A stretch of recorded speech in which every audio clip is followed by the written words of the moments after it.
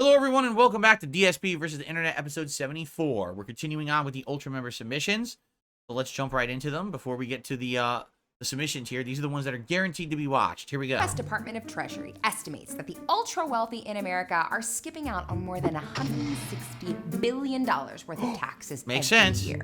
And we know that number is impossible to imagine, so compare that to the roughly $48 billion that Penn Wharton budget model estimates the U.S. will be spending each year for the next decade on student debt relief. An extra $160 billion could go a long way. So how do the rich get away with it? Well, most of us are taxed on our income. We go to work, we earn a paycheck, a percentage of each paycheck goes back to the government to spend on programs and infrastructure, and we use the rest to buy groceries, pay bills, and score Beyonce tickets. The ultra-wealthy, though, don't earn much of their income from a paycheck. Instead, they grow their wealth through investments. And it's only when they sell those investments that they actually owe taxes on them. That is, if they don't find some clever loopholes first. So I want you to think about that. A normal person who works, busts their ass to make a living, has to pay the federal government, and there's no way out of it. You have to pay taxes for them to do things with that money to, run the country. Rich people, because they don't actively work, because they're so rich, they already have so much money, they don't have to work. They just invest their money into places. Those places generate them profits. But because they don't touch those profits yet, they don't get taxed on the income they're making. And then later on, when they finally do touch those profits, they find ways to do it in a weird way so they don't have to pay taxes on it. So if you're rich, you infinitely stay rich and keep becoming richer. And you don't have to pay to run the country that makes you rich. Everyone else under you does. The people who are not rich pay for the country to operate. So I want you to think about that. The little people pay for the same country that the rich people live in. The rich people are already rich and don't pay to keep the country running. The little people do. That's how America works. Let's continue.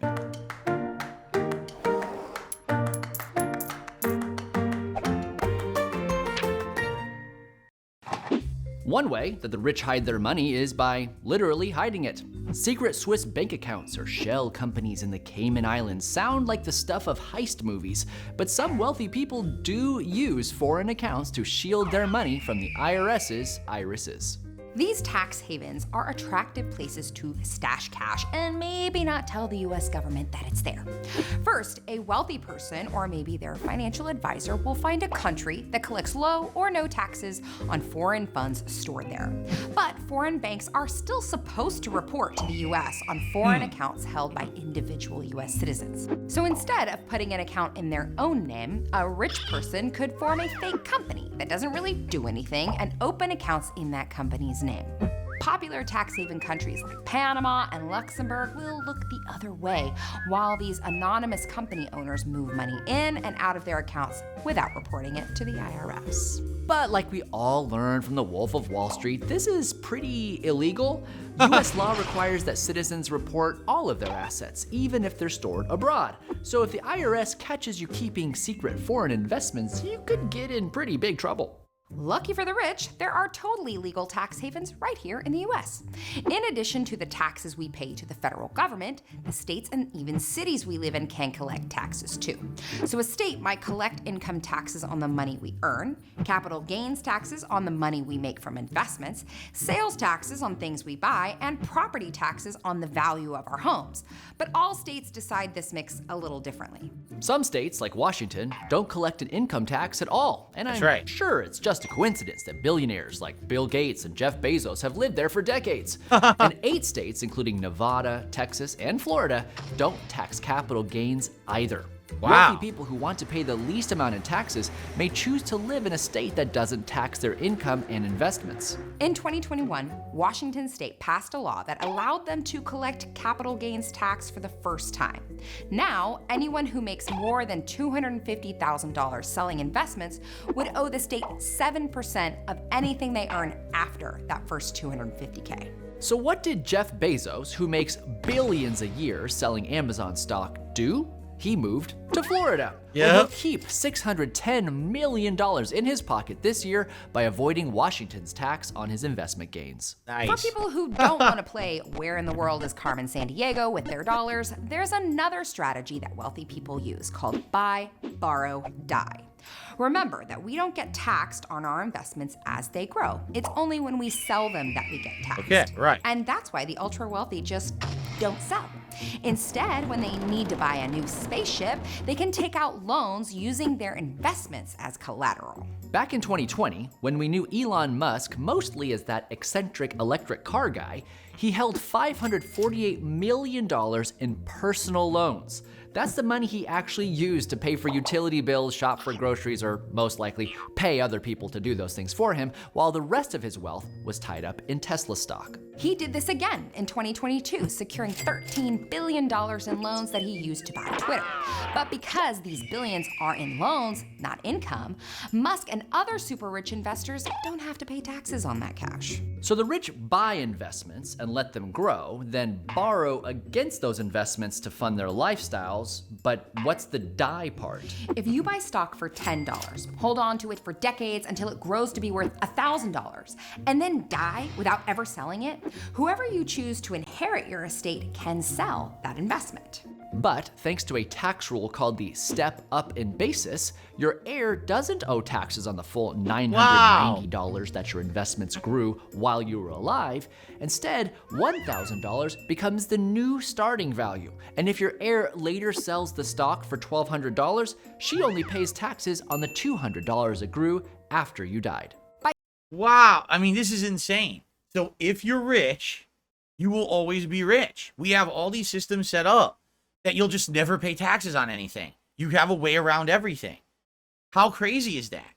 So Elon Musk, because he had investments in Tesla that were going up in value, was able to take out loans to pay for everything, and he still has not paid taxes on any of the money he has made because he's not technically spending the money he made. He just keeps borrowing to pay for everything else. This is insane. And again, why do you think, honest question, why do you think that it works like this? Okay, are you ready? Because the rich people set up all those systems. The rich people are in power. They're running the companies that do the lending. They're running the companies that do the taxing. They run the government. So because of that, they set it up like this. So they infinitely will be rich. They will never lose their wealth. They're set up forever, and all of their heirs will also keep that wealth forever. Yet, all of us busting our asses down here, we have to pay the government a ton of taxes, while everyone else at the top pays nothing. Right? Isn't that nice?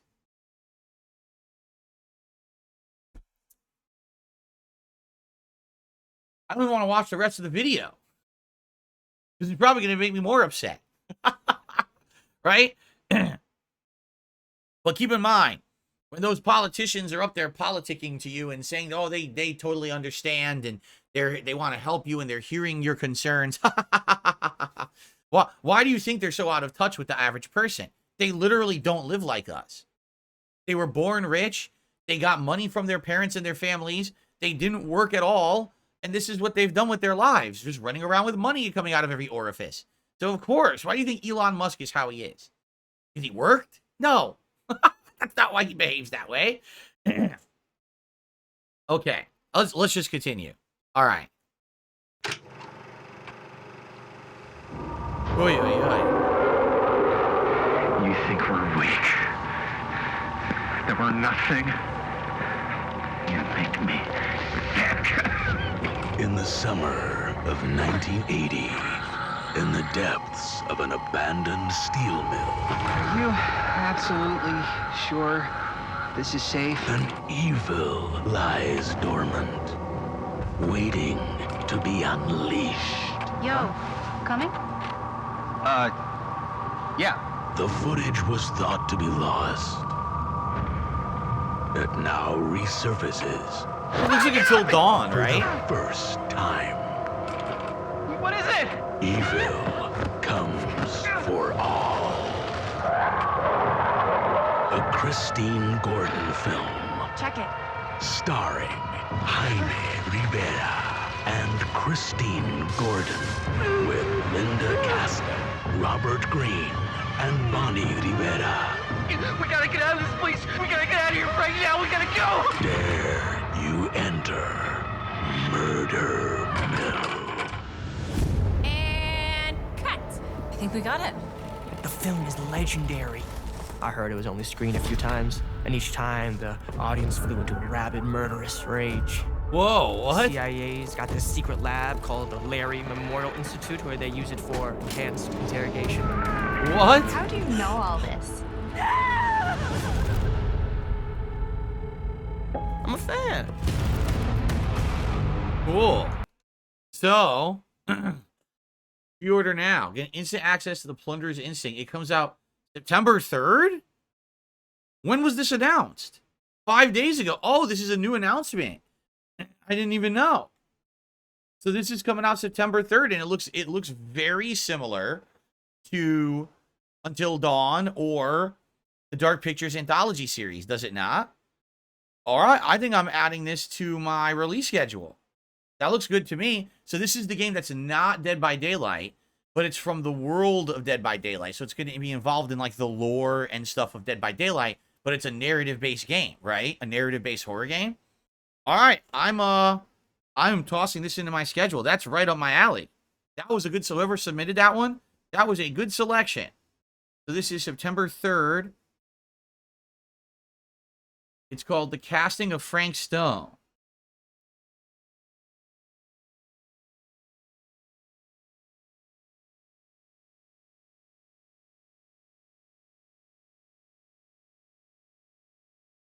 Cool.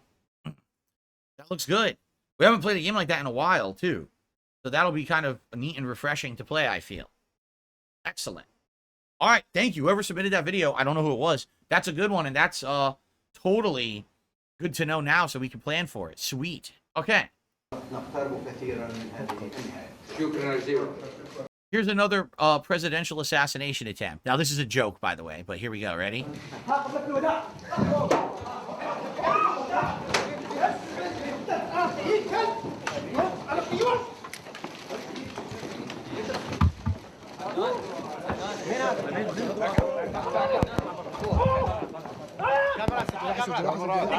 Yeah. So what if the guy threw a shoe at me? No, I consider it an important step on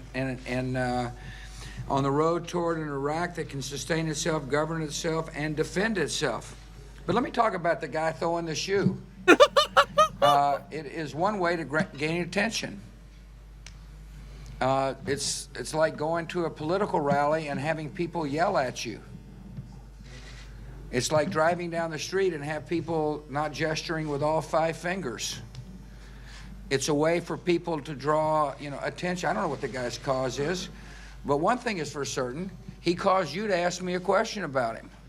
I didn't feel the least bit threatened by it. These journalists here were very apologetic. They were, said this doesn't represent the Iraqi people, but that's. This was a long time ago, right? Yeah, this is when he was still president. But yeah, so I mean, obviously it's not an assassination attempt, but it was like world news. Some guy threw shoes at the president at the time. So slightly different situation, right? Okay. This isn't exactly a video I think I would ever have to make, but it's been a pretty crazy weekend, and here we are. I'm going to start this off from the very beginning. I am willing to bet that a reasonable amount of you have seen this video on either TikTok or Twitter. What's my most traumatic experience? I don't know, but I know what yours is. So as you can see, the main subject of this video is obviously me. My name is Ben. I go by the alias Goop Videos on YouTube. So let me add a little bit of context to this situation, because 7 days ago. So this happened a week ago. Okay. I was not even aware that this video went viral. I was actually at a mall and a Hot Topic employee was like, yo, I saw you on TikTok. And I'm like, what? Yeah, I don't even use TikTok, so I wouldn't have known. Anyway, I want to talk about what happened that day. Assault. You hit the person. You can't do that. Even if the person is being rude to you or whatever, you can't strike them. That you've now committed a crime. You can't strike someone like that. What transpired and what led up to those events. So let's start back on the actual day that it happened. Like, it literally doesn't even matter what he's about to say. There's video evidence that he hit someone, you know? There's no way he can actually, like, defend himself right now. He's pretty screwed. Because he literally just punched or struck someone on camera. So there you go. It happened on Sunday, June 30th, 2024. This was 2 weeks ago at the time that I'm recording this. So while I was on my way to Men's Warehouse, I dropped my partner off at the mall so they can go shopping and, you know, look around. And while I'm getting fitted, my partner calls me and it's like, hey, these kids or these guys or whatever were like filming me with a phone and were asking me about like what was my most traumatic experience. And then they started making fun of me for it. Before I go any further, here's the clip of what my partner was referring to. Excuse me, can I ask you a question for an interview? Sure, what's up? All right, right. Crystal. Crystal, Crystal, what's the most traumatic event that you went through in your life? That's a hard one. I've been through a lot. I would say probably when my mom threw a lot of shit around in the apartment and just broke a lot of stuff. Womp, womp. Also, you gotta love the fact that the caption headline said, like, asking NPCs what their most traumatic experience was. Really good idea, you know, not only you downplaying people's abuse, but you're also dehumanizing them. So, good job on that. Yeah, so basically it's pieces of shit. They're going around trying to make viral videos by being awful to people, right? So, you know, if this happened, first of all, in this case, right? In this case, if someone walks up to you and says that, if you're going to buy into it, like, you got to understand not everyone has the best of intentions. And no, I'm not victim blaming here at all. But sadly, I think a lot of people just take, like, oh, you're going to film me and ask me a question? Oh, sure, I'll be in a video. Well, why? Why do you want someone intruding on your privacy? Like, and I'm not even saying that because I'm a YouTuber, but even if I wasn't a YouTuber, and I'm walking through a mall, and someone has a camera and says, hey, can we ask you a question for this video? I'd be like, no. And I would walk away. Like, why would I all of a sudden be eager to be in a video like that? You know, obviously this person is making this video because they have something to personally gain from it. Do you? Right? Like, what do you think you're going to get out of it? So if at any time, if you're walking through a public place and someone says, hey, can you be in a video? I want to ask you a question. You say, no, and you walk away. Like, literally, that's just how you handle it, okay? Now, if you get into this situation and you say yes, and they treat you like that, you literally say, wow, you're a real piece of shit. You should be ashamed of yourself. Grow up, and then you walk away. Okay? That's it.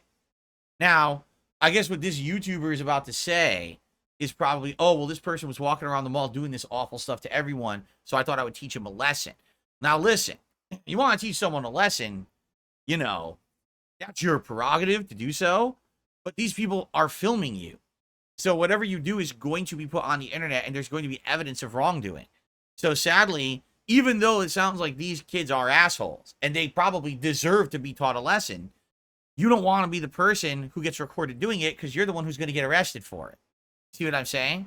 So, okay. There's so many things wrong with this video, I don't even know where to start. I didn't even see this video until yesterday, but my partner had told me everything about it. The short end is, you can see, they asked my partner about a traumatizing experience that they had. My partner answered honestly, and then their response was womp womp, which I don't think it's a stretch to say that's in really poor taste, and also just like really downplaying somebody's abuse. And my partner has been through a lot of that. My partner went through about 20 years worth of physical, mental, and verbal abuse from multiple family members. So this is pretty bad. I didn't want to take this lightly. Like, my partner should not have to be afraid to go out in public, especially to like a public mall, and be afraid of people making fun of. He's absolutely right, but at the same time, his partner totally shouldn't have agreed to be in the video, especially if that's the case. Like, or the moment they ask the question, "What's your most traumatic experience?" Like, you know what? I changed my mind. I don't want to be in this. Bye. You know, I think it was bait. It was complete bait, is what it was. 100% bait, and his partner took the bait, hook, line, and sinker, right? You know, or downplaying their abuse. You know, after I was done, I was going through them all looking for Crystal, and I happened to run into these guys. I had never seen them before. I don't know any of their names, except for one. The frilly-haired dude that I talked to, he said his name was Christopher. I don't know if that's his real name. I don't care if that's his real name. But anyway, from the description that Crystal had given me over the phone, I was like, oh, that's got to be them. Then, of course, I approached them, and then the video that's been blowing up on Twitter, TikTok, and other platforms or whatever, you know, this happened. Can I know, like, your most... Oh, nice to meet you. My name is Christopher. I'm not shaking your hand. What's my most traumatic experience? I don't know, but I know what yours is.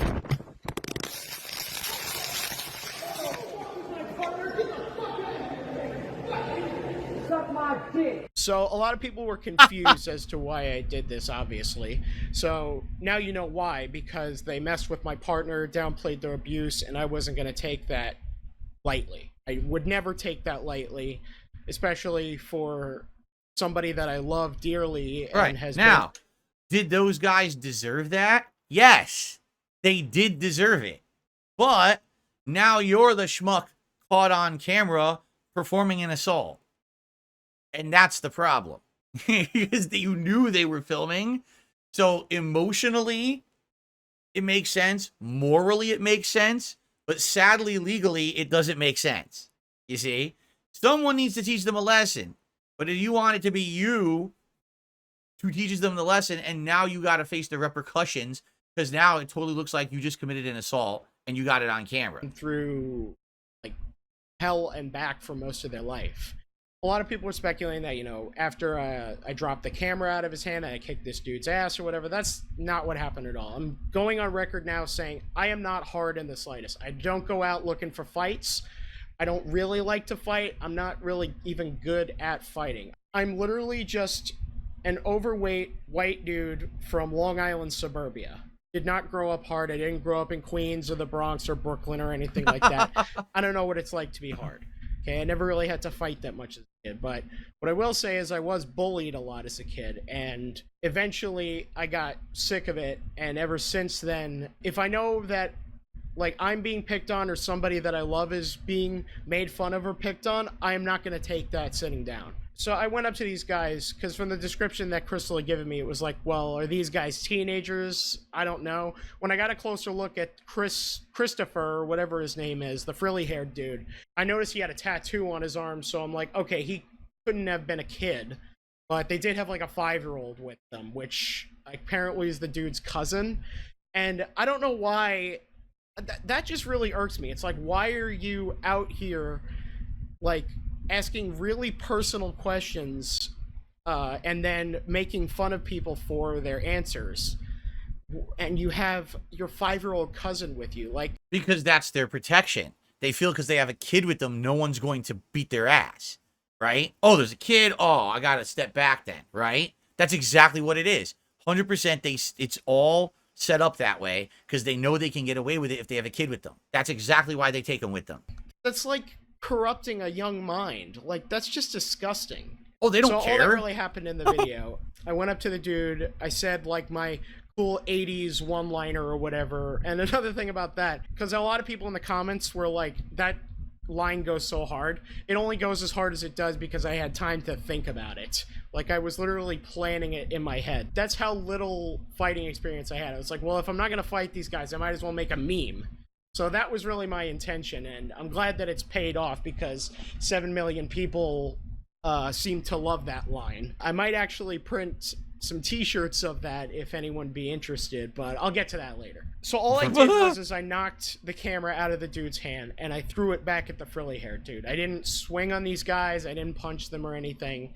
Also because, listen, I know I said I'm from Long Island, but I currently live in the middle of nowhere in Connecticut. And this is the only mall within a 20-mile radius. There's not a lot to do around here, and the last thing I want is to be on the security's bad side. Okay, so I didn't want to start a huge fight. But what I wasn't going to do was, you know, turn the other cheek. That this is something that is not okay, will never be okay to me. You made fun of my partner's abuse. If I'm not going to kick these guys' asses, I'm going to break their phone. There was also 5 of them. Like, it didn't seem like if I tried to start a fight, the odds would have been in my favor. I know this may sound like I'm really stretching, like not to sound like a complete pussy, but this is the honest to God truth. Like, by the time I got up to him, I could tell Christopher or whatever, probably wasn't a teenager because of his tattoo. I don't know how old the rest of the dudes were. He was saying the cameraman was 12, which was complete bullshit. That guy was twice my size. There was no way he was 12. The only obvious minor in that situation was the 5-year-old. After that, they were like, come on, come back, come fight us. And I wasn't fucking having it. So after they asked me to come back and fight them, I was like, no, screw you. And I mooned them. Like, I pulled my pants down and showed them my butt cheeks. And I'm going to go on record saying that was not directed at the kid. I probably shouldn't have done that. Also, in hindsight, if I was unsure if they were teenagers, that probably also wasn't the best idea. I don't think anybody in that party was a teenager. I don't buy that the cameraman was 12 years old. You can't see the cameraman, but I can tell you that guy was twice my height. I showed him my butt cheeks.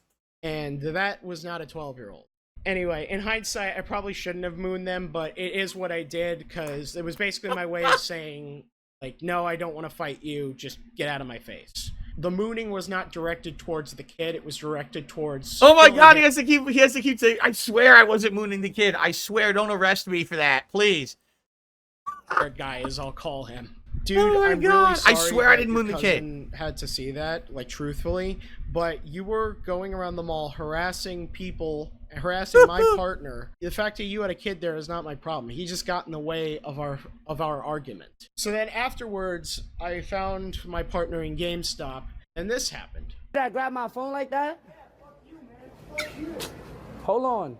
Yo, stay right there. Come on, come outside. No, I'm done with you. Get out. Come outside. Come outside GameStop. Go get your little digital clicks and all your bullshit. Don't touch me. Don't touch me. I'm gonna punch you in your face. Come outside the store so I can punch you in your face. Fuck you. How old are you? Come outside. Oh my God, this continues. Come outside. I'm gonna punch you right in your fucking face. Come outside, pussy. Yo, what if I just punch you? What? I should just punch you right now. You just pulled your ass out in front of a 5-year-old. You fucking pedo. Dude, I ain't no pedo. Fuck you talking about. You a fucking weirdo. Fuck you. Fucking bitch. The fuck up, nigga. You a weirdo. You just pulled your ass out. You just pulled your ass out in front of a little kid. Shut the fuck up. And a 5-year-old, nigga. I should punch you in your shit, you bitch ass. So as you can see, I really was adamant about really not trying to start. Yeah, this is evidence. They should arrest these fucking kids right now. Of course, again, with our legal system in the United States, these kids would never really be arrested. They'd be probably talked to and then released to their parents, who will do nothing, because obviously if they're out there doing that now, their parents let them do whatever they want and they'll be fine, you know? But that's what I mean. Like, yeah, so that further video shows that they're actually the instigators. Like, this is bad on their, I mean, obviously both sides are wrong. Both sides. But they're the instigators. They're the ones who should have the harsh punishment, not this guy. This guy keeps getting harassed by them. Any more fights here. Like, he was really adamant about, like, come out and fight me and all that. And I was just like, no, I am done with you. I was trying my best to keep my cool in that situation. And he kept throwing unpaid merchandise at the GameStop we were at. Like, stuff he didn't even pay for. Like, if he had broken any of that stuff, that he would have had to pay for that. And afterwards, the GameStop employees were actually like, thank you for calling him out on that. I don't understand what this guy's mentality is. First of all, trying to call me a pedo because, you know, he had his 5-year-old cousin with him. Meanwhile, all you're doing is hiding behind your 5-year-old cousin, trying to make me look like the bad guy. Meanwhile, you're going around making fun of people's abuse and teaching this kid that that's okay to do, and that's not okay. Who's really more in the wrong here? I think in a lot of sense, if we were to compare the two, we're both in the wrong. I probably shouldn't have mooned him, especially if there was a kid around him. But again, it was not directed towards the kid. It was directed at you, dude. Furthermore, you went into GameStop trying to make yourself look like the better man, because I could tell he was trying to make me throw a punch at him. He was trying to make me look like the bad guy. Meanwhile, you were doing a pretty good job doing that on your own. You were throwing unpaid merchandise that you didn't even pay for at me. Not only that, security was called, and you guys left before security could even go. Of course I they stayed did. and talked to security and gave them my entire side of the story. I told them truthfully. I told them everything that I did. And I said, if you need me to leave, I will. And security was kind enough to say, no, you can stay. We're going to kick these guys out. Which goes to show that these guys probably already didn't have a good relationship with security at this mall to begin with. So, you know, they probably knew that they were in hot water. Like, they just wanted to take any opportunity to make me look like the bad guy before they left. Yeah, this is their video. I mean, that's what their video is. That's what they want to do. They're going to make fun of you for drama content. Then they're going to start fights for drama content. This is all they're doing. They're trying to get TikTok views off of that. You saw there was a chat running of live people who were watching it as they attempted to do it. Is there no moderation on TikTok? I would guess no, right? They just let you do whatever you want. So you have people literally committing crimes, trying to assault people for views on TikTok, and that's just fine. Boy, am I glad I'm not part of that community. Seriously, like, ridiculous, right? All right. So, guys, thank you for watching DSP versus the Internet. We'll split the part here. We'll come back with more Ultra Member videos. Cool.